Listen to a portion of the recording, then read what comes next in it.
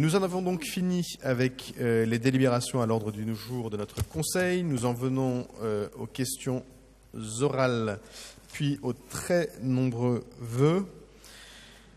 La première question orale est posée par Hugo Touzé et c'est Gérald Briand qui répondra. Oui, est-ce que ça fonctionne? Oui, ça fonctionne. Merci, Monsieur le maire. À plusieurs reprises, dans notre conseil d'arrondissement ou au cours de rencontres avec les habitants, il a été évoqué la question des réfugiés en lien avec le centre humanitaire d'accueil à destination des migrants qui a ouvert le 10 novembre dernier et y compris a été abordée la question de l'espace public. Une question récurrente et souvent revenue, c'est celle de la gestion des flux aux abords du centre ou des quartiers environnants. Après à peu près 3 mois, un peu plus de 3 mois après l'ouverture du centre, cette question reste posée. Il faut, à mon avis, y réfléchir et un certain nombre de décisions doivent être prises si nous ne voulons pas que la population de notre arrondissement manifeste une forme de rejet pour cette expérience dont nous souhaitons ici toutes et tous la réussite. Je voudrais poser une question qui concerne particulièrement 2 lieux différents. Le premier, c'est aux abords directs du centre, où des files de réfugiés et une occupation de l'espace public ne sont a priori plus gérées.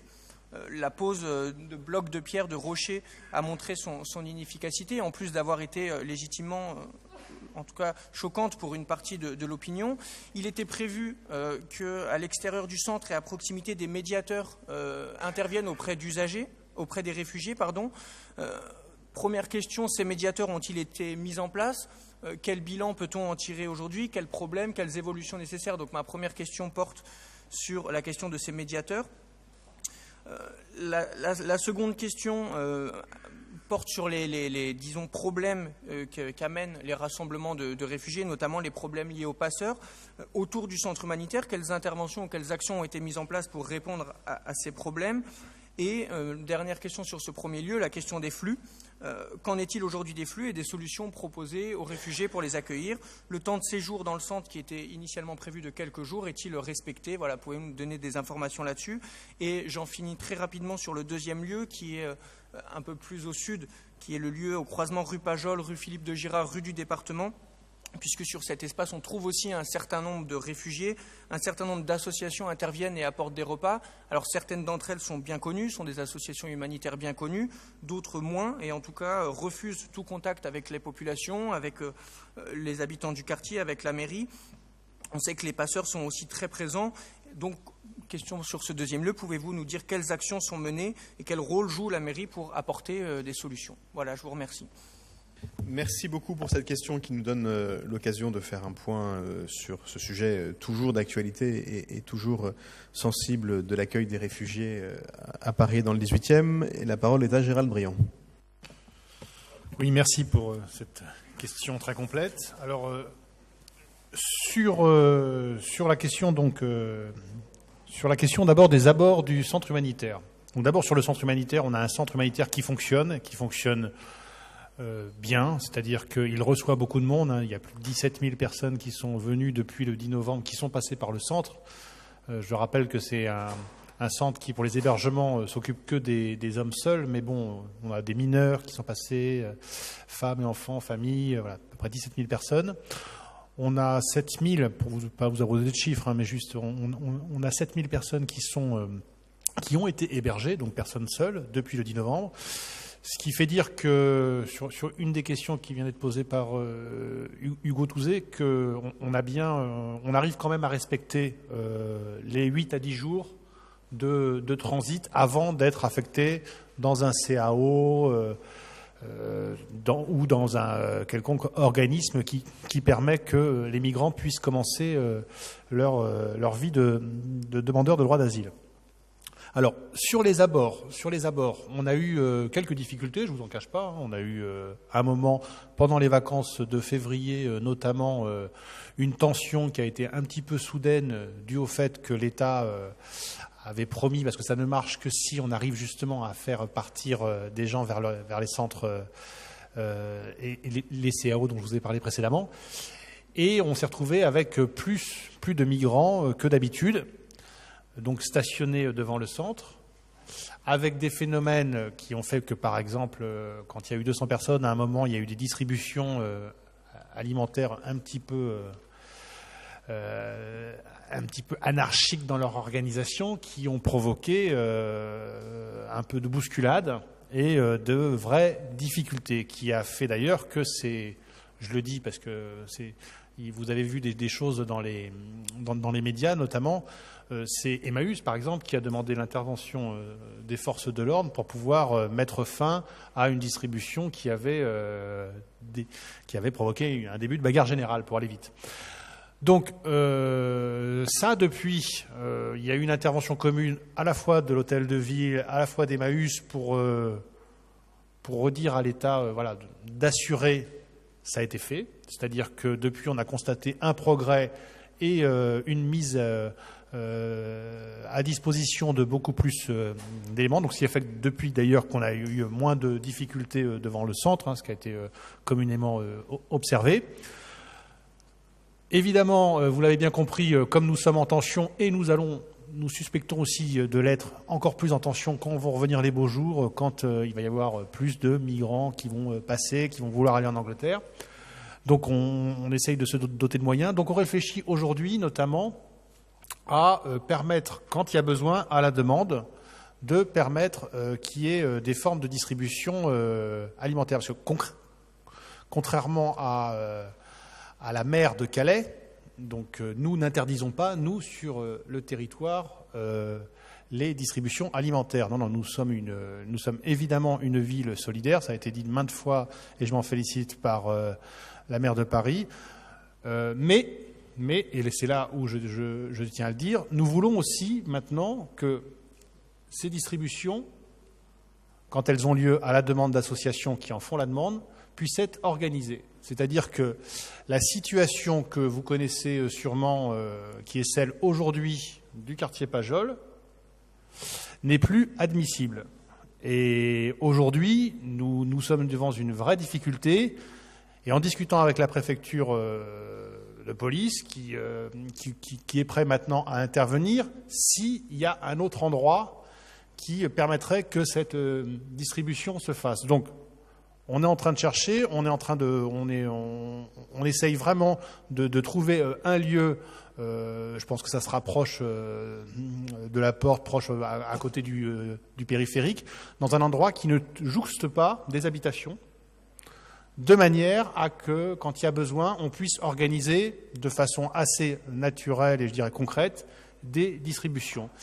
Et de la même manière, vous l'avez compris, nous allons donc demander qu'il y ait une interdiction des distributions qui ont lieu de façon assez récurrente dans des quartiers qui sont aujourd'hui trop en tension. Et je pense naturellement au quartier Pajol que je vous ai cité. Donc voilà, c'est la construction qu'on essaye de faire, donc de trouver. C'est pas encore fixé, mais je pense que dans la semaine, on va dire, ou d'ici la semaine prochaine, je parle sous son contrôle, Eric, je pense qu'on devrait y arriver. C'est un engagement qu'on prend, sachant évidemment que on est dans la discussion. On a aussi, on a reçu beaucoup d'associations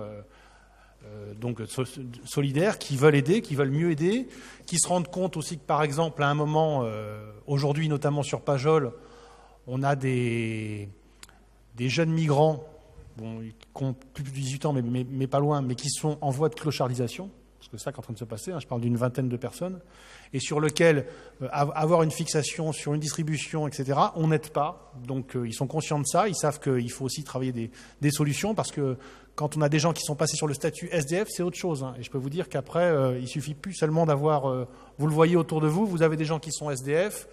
Malheureusement, on a des situations, on a réglé, mais voilà, les gens restent quand même à la rue. Et on est face à ce danger, surtout des jeunes hommes, donc il faut vraiment que ça puisse avancer. Donc voilà où on en est.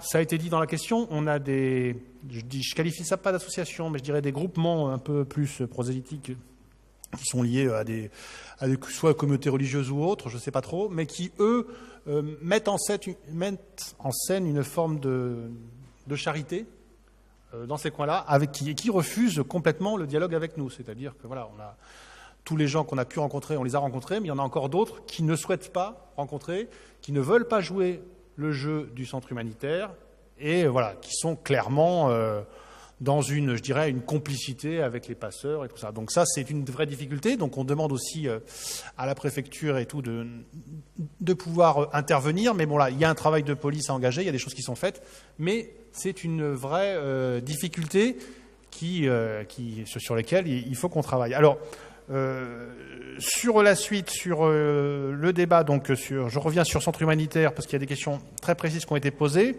Donc j'en vois deux sur la question des médiateurs. Donc au niveau devant la bulle. Donc ce qu'il faut savoir, c'est qu'on a missionné. Donc enfin on a missionné, c'est quand même du bénévolat, hein, mais il y a 500 personnes maintenant qui sont bénévoles via Emmaüs. On a aussi une association qui s'appelle Utopia 56, qui aujourd'hui est chargée un petit peu de tout ce qui est la gestion des publics et des flux à l'entrée de la bulle. Donc moi, je pense qu'on a pas mal avancé, on a beaucoup été mis en difficulté, on a quand même un petit peu tâtonné parce que quand il y a une file, voilà, est-ce qu'il fallait donner des tickets, est-ce qu'il fallait, voilà. Bon, après, quand on met des tickets, il y a des trafics de tickets, enfin bon. Tout ça n'est pas simple, mais on arrive à avancer. Et souvent, de toute façon, la vraie réussite, c'est quand la préfecture arrive à faire qu'en fait, voilà, il y a toujours de la place dans le centre pour qu'on y arrive. Et c'est ça qui permet, on fait des mises à l'abri aussi régulières au centre, à l'extérieur de la bulle. Il y en a encore eu une la semaine dernière où il y a 260 personnes qui ont été mises à l'abri. Je dirais que on peut mieux faire, mais ça avance et ça avance de mon point de vue dans la bonne solution.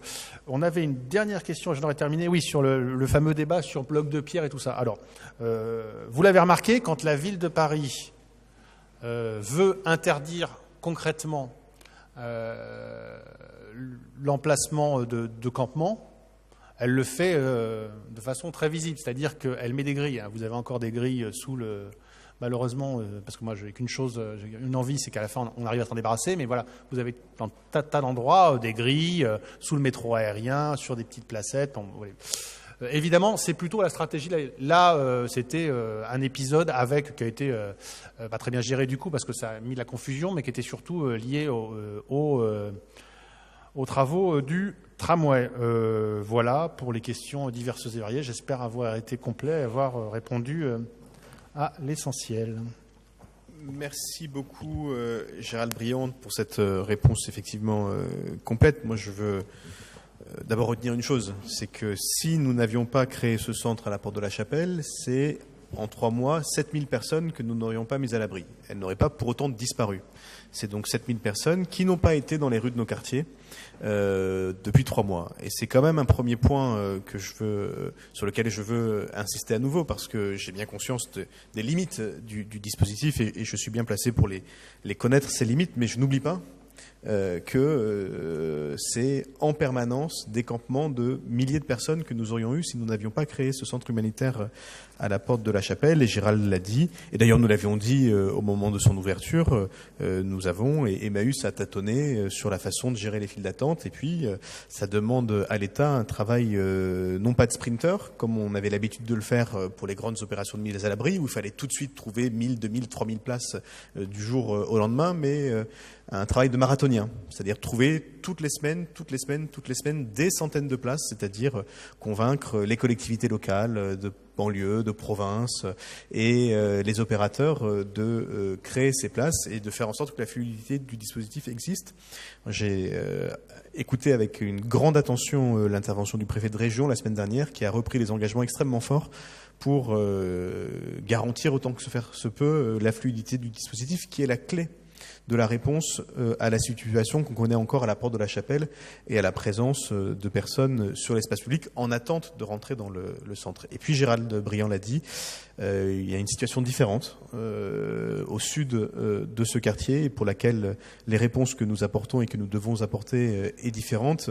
J'ai salué, et il a dit, l'essentiel de ce que nous faisons pour nous permettre, en respectant le cap qu'on s'est fixé, c'est-à-dire à la fois la dignité de l'accueil et la dignité des quartiers, nous permettre de trouver une solution qui permette d'organiser la solidarité et pas de la laisser se faire toute seule. Et j'ai bon espoir moi aussi que dans le courant de la semaine, on puisse trouver des solutions qui nous permettront ou qui permettront à la préfecture d'intervenir plus facilement ensuite. Et puis, je veux saluer les travaux des agents de la propreté à qui j'ai demandé maintenant d'intervenir 5 fois par semaine sur la rue Pajol et sur la rue Philippe de Jarre. C'est des interventions qui sont assez peu visibles parce que c'est aussi vite ressali que ça n'est nettoyé. Et pour autant, si ces interventions n'avaient pas lieu, et parfois avec de la tension, pour des salariés dont le métier n'est pas de faire du travail social, le métier des salariés de la DPE, c'est de nettoyer. Et donc, pour des interventions qui sont compliquées, je veux vraiment saluer leur persistance depuis plus de 3 mois maintenant à nettoyer beaucoup souvent pour un résultat qui, très honnêtement, n'est pas satisfaisant pour nous, bien sûr, mais moins encore pour eux. Et pour autant, si ce travail n'était pas fait avec cette constance, je ne sais pas dans quelle situation nous serions, ou plutôt je le sais, puisque dans les jours de grand froid, quand il a été impossible de nettoyer les trottoirs, on a vu très vite dans quelle situation ce quartier se trouvait. On n'est pas au bout du chemin, et moi j'ai grande confiance sur le fait qu'on arrive à avancer maintenant rapidement, mais on n'est pas au bout du chemin et voilà, je pense qu'il y a encore des actes assez forts à poser et j'espère qu'on pourra les poser cette semaine. Sur cette question, s'agissant d'une question assez large, normalement on ne donne pas la parole aux élus dans le cadre des questions-réponses, mais s'agissant de ce sujet, si l'un ou l'autre des élus souhaitait prendre la parole, bien sûr, je la lui laisserai. Et sinon, on va passer à la question suivante. Donc on passe à la question suivante.